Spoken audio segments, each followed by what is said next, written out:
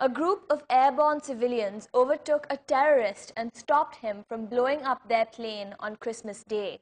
It sounds like the happy ending to a Hollywood thriller.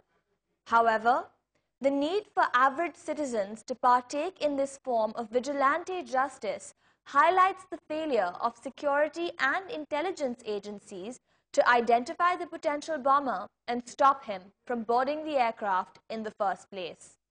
When our government has information on a known extremist, and that information is not shared and acted upon as it should have been, so that this extremist boards a plane with dangerous explosives that could have cost nearly 300 lives, a systemic failure has occurred, and I consider that totally unacceptable.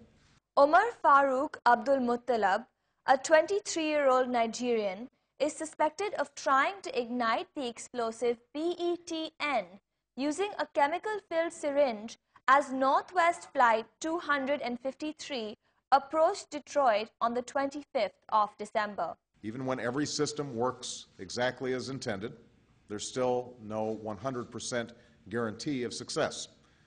Yet this should only compel us to work even harder, to be even more innovative and relentless in our efforts. The attempted Christmas Day bombing stands as a highly visible example of a security and intelligence lapse from U.S. authorities.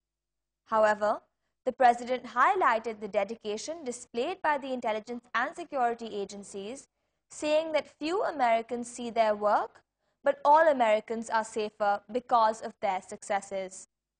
Unum Muneer, DawnNews.